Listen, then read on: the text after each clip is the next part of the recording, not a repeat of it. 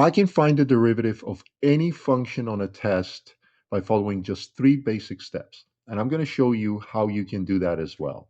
So that at the end of this video, you'll have all the necessary tools to find derivatives of functions like this. So before we do anything else, we need to identify what sort of function we're dealing with. Is it just a basic function, in which case there's only one function for us to consider? Is it a product of two functions? In which case, we can identify two different functions, the f and the g function. Alternatively, is it a quotient function? So one function over the other, in which case, again, we identify two different functions. And finally, the most complex one, is it a chain of functions? In other words, is it one function within the other? So in this case, we can see we can identify an outer function, which is the square root, and then an inner function, which is the quotient of the exponential functions. So once we've identified the function and we know what we're dealing with, we need to clean it up and simplify it. Now, that's a crucial step that a lot of students miss, and it could lead to a lot of potential issues on the test. Usually on a test, the function is given in a form that's not immediately useful. We need to transform this into a useful version in terms of powers. So for instance, square root needs to be transformed into x to the 1/2. Or sine functions or reciprocal functions need to be all transformed into power functions. Now that we've identified the functions, we clean them up. All we have to do is match it up with the right type of methods and execute. The basic functions we associate with the power rule.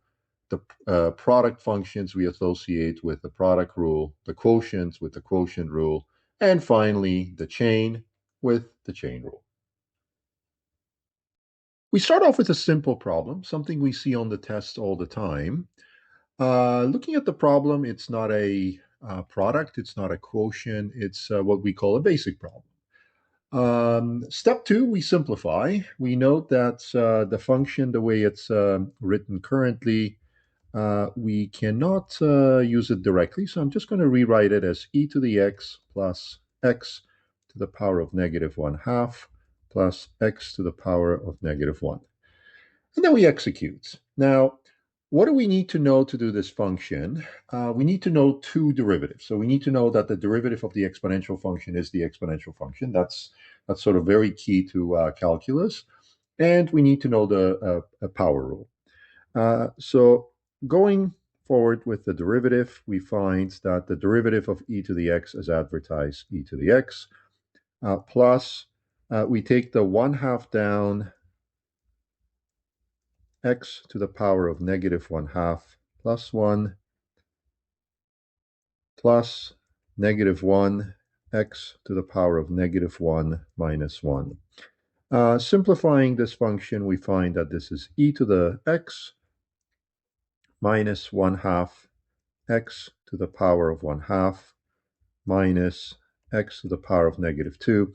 And one more step, we can simplify this as e to the x plus 1/2 square root of x minus 1 over x squared, and we're done.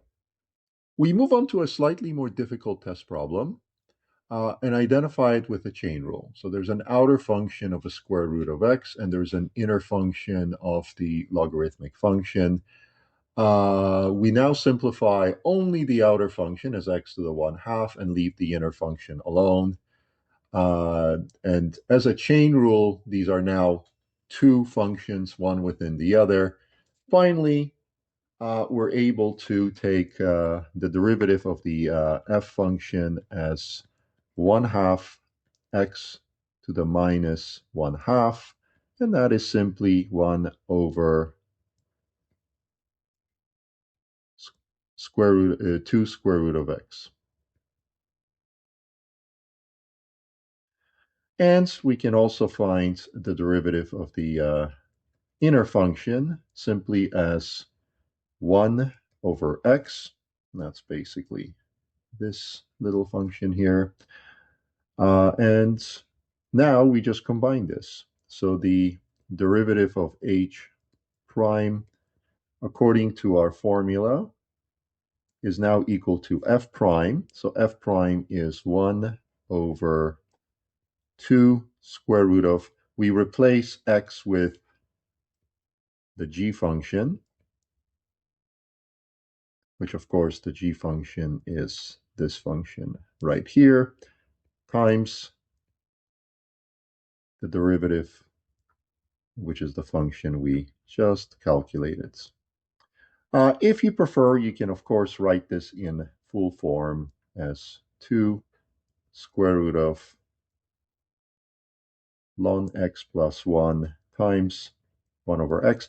But of course, this form is perfectly fine as long as you specify exactly what g of x is and g prime of x is a little bit more compact, especially when the functions get more complicated.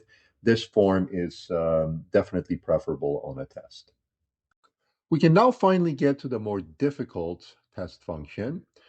We can now identify this one easily as a chain function with an outer function of square root of x and an inner function as a quotient of two exponential functions.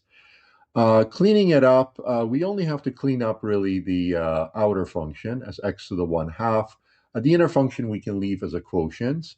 And finally, we can execute by first finding the derivative of the square root function, which becomes 1/2 x to the power of negative 1/2, which we can simplify, of course, as 1 over 2 square root of x.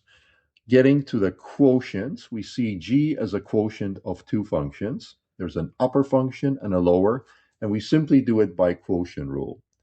So g prime of x is equal to, we take a derivative of the upper function, we leave the denominator alone, and then we switch.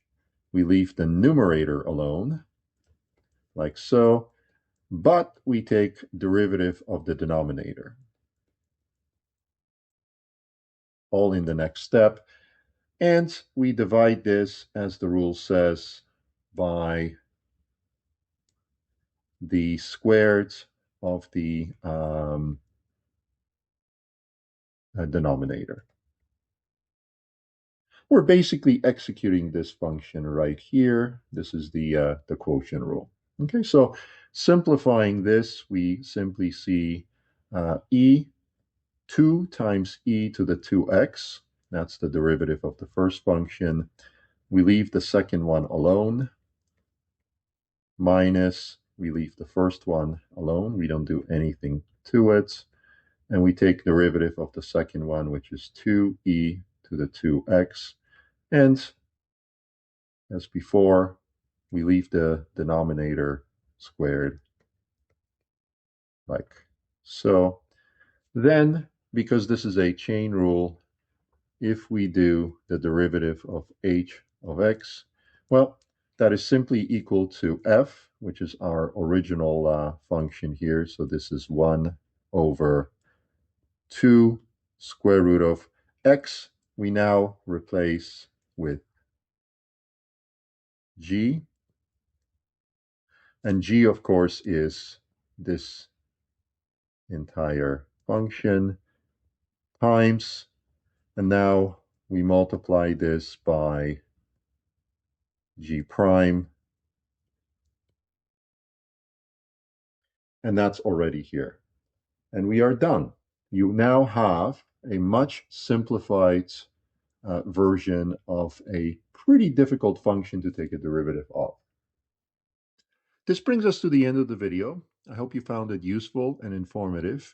If you have any comments about future videos you'd like to see, future topics, please leave comments below as well. Please also subscribe to my channel.